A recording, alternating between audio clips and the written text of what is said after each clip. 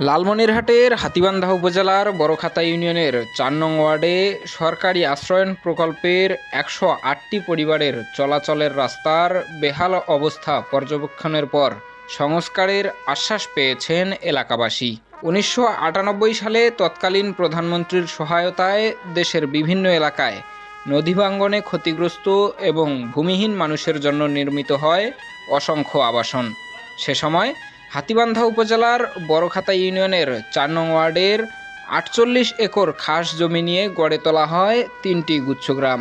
সেই ৩টি গুচ্ছগ্রামের মধ্যে আয়তনে এবং জনবসতিপূর্ণ ৩ নম্বর গুচ্ছগ্রামের ভিতর ও চারপাশের প্রায় ৮০০ মিটার রাস্তার অবস্থা এখন শোচনীয়। বর্ষা মৌসুমে টানা বৃষ্টিপাত ও লোকজনের চলাচলে রাস্তার বেহাল দশা দেখে পরিস্থিতি পর্যবেক্ষণের জন্য ইউনিয়ন পরিষদের প্যানেল চেয়ারম্যানকে অনুরোধ করেন স্থানীয় বিএনপি নেতা আনিসুর রহমান শ্যামল।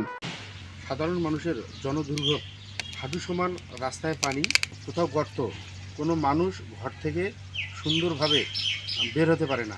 রাস্তায় পানি আর পানি, শুধু পানি আর কাদা। তারা যখন আসি আমাকে বলল যে আমাদের এই রাস্তা কি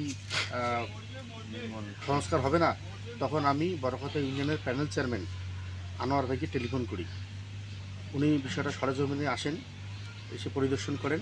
তার সাথে আমরা সবাই থেকে এলাকার লোকজন থেকে সে পরিদর্শন করলাম যে যেহেতু এই এলাকার লোকজন আমাদের আশপাশ থাকে, পাশাপাশি বাড়ি, তারা আমাকে যখন বলল, তা আমি যখন আনোয়ার ভাইকে বললাম যে আনোয়ার ভাই এই রাস্তায় সরকারিভাবে কোনো বাজেট থাকলে বা কোনো কিছু দেওয়ার যদি সিস্টেম থাকে এখানে দিয়েন, তখন উনি এটা সরজমিনে এসে কথা দিয়ে গেলেন যে রাস্তার সংস্কারের ব্যবস্থা করবেন।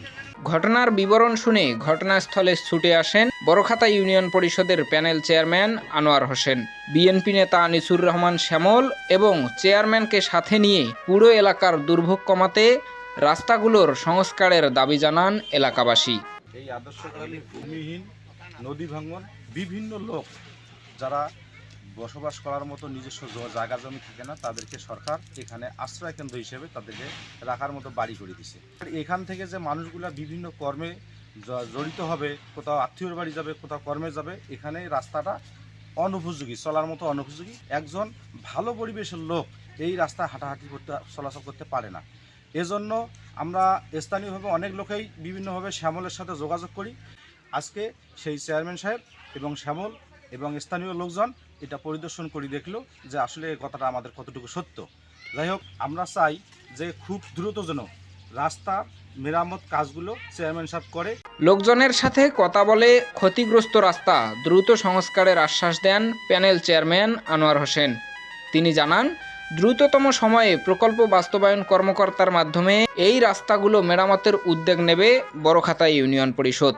এলাকার জনদুর্ভোগ চিহ্নিত করে তালিকা তৈরি ও জমাদানের নির্দেশনা দিয়েছেন স্থানীয় সংসদ সদস্য ব্যারিস্টার হাসান রাজীব প্রধান। ইতিমধ্যে ছোটখাটো সমস্যাগুলো সমাধানের উদ্যোগ নিয়েছেন স্থানীয় বিএনপি নেতারা।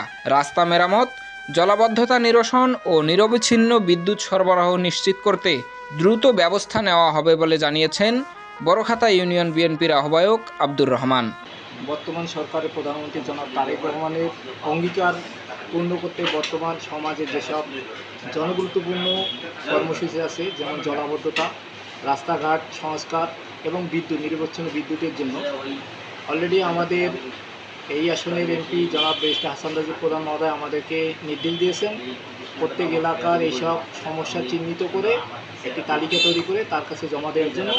এর মধ্যে যদি কোনো জনগুরুত্বপূর্ণ বিষয়ে দাঁড়িয়ে যায় তাহলে আমরা নিজ উদ্যোগে সেটা ব্যবস্থা নেওয়ার চেষ্টা করতেছি। আমাদের ইউনিয়নের যারা নেতাকর্মী আছে সবাইকে বলা হয়েছে আমরা নিজ উদ্যোগে নিজ নিজ এলাকার এই সমস্যাগুলো সমাধানে উদ্যোগী হচ্ছে।